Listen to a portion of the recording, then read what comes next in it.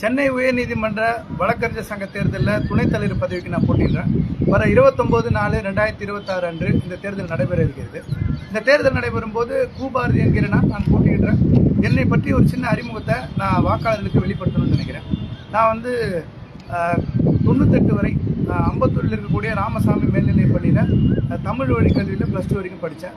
அதன் பிறகு டாக்டர் அம்பேத்கர் அரசு சட்டக்கல்லூரியில் 98லேருந்து 2003 வரை தமிழ் வழி கல்வியில் படித்தேன். அதன் பிறகு சென்னை பல்கலைக்கழகத்தில் 2006லேருந்து 2008 வரைக்கும் நான் மாஸ்டர் ஆஃப் லா படித்தேன். அதுக்கப்புறம் MA, MSc, MPhil, PMBA இதெல்லாம் தனித்தனியாக நான் படிச்சிருக்கிறேன்.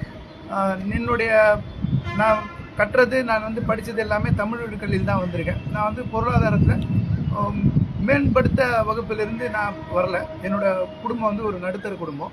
அது தொழிலாளருக்காக வழக்கு நடத்தக்கூடிய ஒரு குடும்பத்திலேருந்து வந்திருக்கேன். 23 ஆண்டுகளில் குறிப்பாக தொழிலாளர் நீதிமன்ற வழக்குகள், உயர் நீதிமன்ற வழக்குகள், சிவில் கிரிமினல் வழக்குகள் நடத்துகிறேன். இப்போ வரைக்கும் நாங்கள் தொழிலாளர் நீதிமன்றத்துக்கு மட்டுமே, குறிப்பாக தூய்மை பணியாளருக்கு மட்டுமே 2500க்கும் மேற்பட்டவர்களுடைய வழக்குகளை நான் இப்போ வரைக்கும் நடத்திட்டு வரேன்.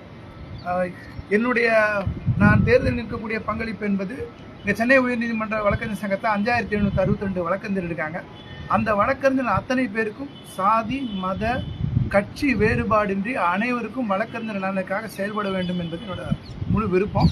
அதிலும் குறிப்பாக மூத்த வழக்கறிஞர்களுக்கு எப்போதும் மதிப்போடு இருக்கணும்னு நான் நினைக்கிறேன். சீனியர் வழக்கறிஞர்கள், இளம் வழக்கறிஞர்களுக்கும் இந்த வழக்கறிஞர் சமூகத்தில் மரியாதை இருக்கணுன்றதை நான் விரும்புகிறேன். கடந்த 2003 நான் படிப்பை முடித்தேன், சட்டக்கல்லூரி படிப்பை முடித்தேன். அதன் பிறகு 2004 இந்த நீதிமன்றத்துக்கு வரும்போது சென்னை உயர்நீதிமன்ற வழக்கறிஞர் சங்கம் வழக்கறிஞர் மீதான திருத்தம் 34(1)க்கு எதிராக, குறிப்பாக புருவத்தை உயர்த்தி பேசக்கூடாது, கையை உயர்த்தி பேசக்கூடாது என்ற விதிகள்லாம் வரும்போது போராட்டம் நடந்தபோது கைதாகி இங்கே சென்ட்ரல் ஜெயிலில் இருந்ததில் நானும் ஒருவர் சஸ்பெண்ட் ஆகியிருக்கேன். அதே 2016 நடக்கும்போதும் நான் சஸ்பெண்ட் ஆகியிருக்கேன். கிட்டத்தட்ட சென்னை உயர்நீதிமன்ற வழக்கறிஞர் சங்கத்தினுடைய அத்தனை போராட்டங்களையும் 90% நான் ஊரில் எல்லாம் உடம்பு சரியில்லாத தவிர எல்லா போராட்டங்களையும் பங்கெடுத்திருக்கேன். நல்ல நண்பர்கள் சென்னை உயர்நீதிமன்ற வழக்கறிஞர் சங்கத்தில் இருக்காங்க. நான் கடந்த முறை 522 வாக்குகள் பெற்றேன். இந்த முறை வழக்கறிஞர்களுக்கு நன்மை செய்ய வேண்டும், அனைத்து தரப்பின வழக்கறிஞர்களுக்கும் நன்மை செய்ய வேண்டும் என்ற ஒரே நோக்கத்தோடு இந்த தேர்தலில் கலந்தாண்டேன். வர 29/4/2026 நடைபெறுவதில் துணைத் தலைவர் பதவி வாக்களிங்க. ஒரு வாய்ப்பு தாங்க. வழக்கறிஞர் நலனுக்காக முழு மூச்சோட நம்பிக்கையோட செயல்படணும்னு நான் நினைக்கிறேன்.